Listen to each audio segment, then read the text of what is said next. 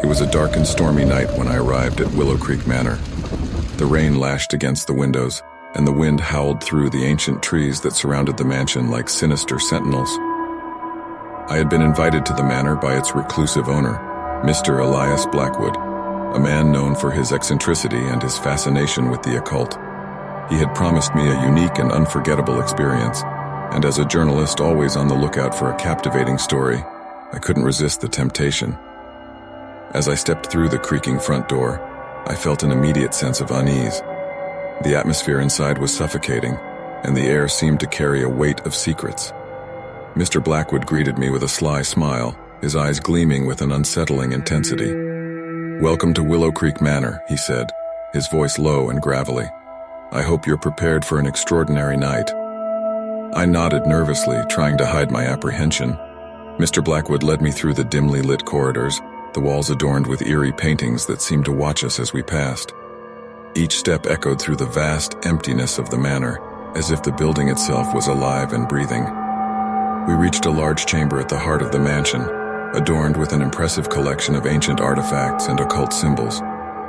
"Tonight, my dear journalist, we shall communicate with the spirits that roam this house," Mr. Blackwood declared.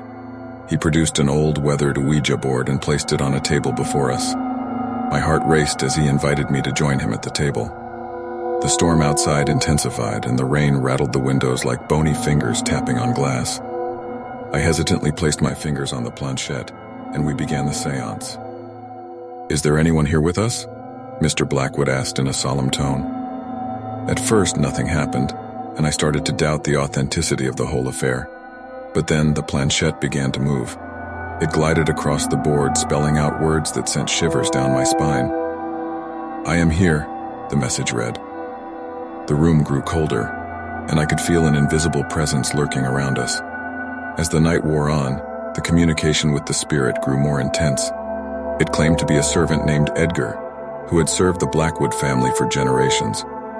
He spoke of dark rituals performed in the depths of the manor, and of a curse that had befallen the estate. I couldn't help but be drawn into the tale, my journalistic instincts overriding my fear. But as the seance continued, a malevolent energy filled the room. The planchette moved rapidly, spelling out ominous messages that made my blood run cold. "Leave this place," it warned. "You are not welcome here." Mr. Blackwood, however, seemed unfazed by the warning. Instead, he seemed intrigued by the spirit's malevolence. "Tell us more," he urged, his eyes glinting with a strange enthusiasm. I wanted to leave, to escape the growing sense of dread that engulfed me. But something held me in place. It was as if the manor itself had wrapped its invisible fingers around me, refusing to let go. As the night wore on, the spirits grew more agitated. Shadows danced on the walls, and strange noises echoed through the corridors. It felt like we were not alone, that unseen eyes were watching our every move. Then, without warning, all hell broke loose. The planchette flew off the board, and the room was filled with a deafening cacophony of screams and wails.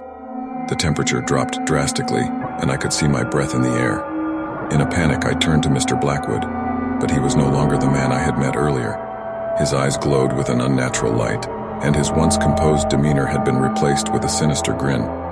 "You should not have come here," he said, his voice now a guttural growl. "This is my domain, and you shall never leave." I tried to escape, but the manor seemed to have a will of its own, trapping me within its haunted walls. The spirits that had been summoned that night were restless and malevolent, and they hungered for release. I was their unwitting prey. Days turned into a nightmarish blur, and I lost all sense of time.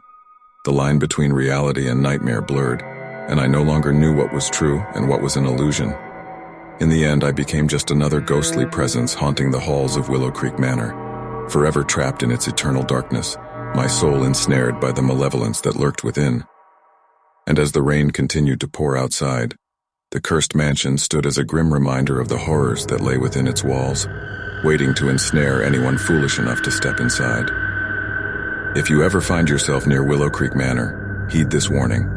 Stay away, for its darkness hungers for souls, and once you enter, you may never escape its clutches.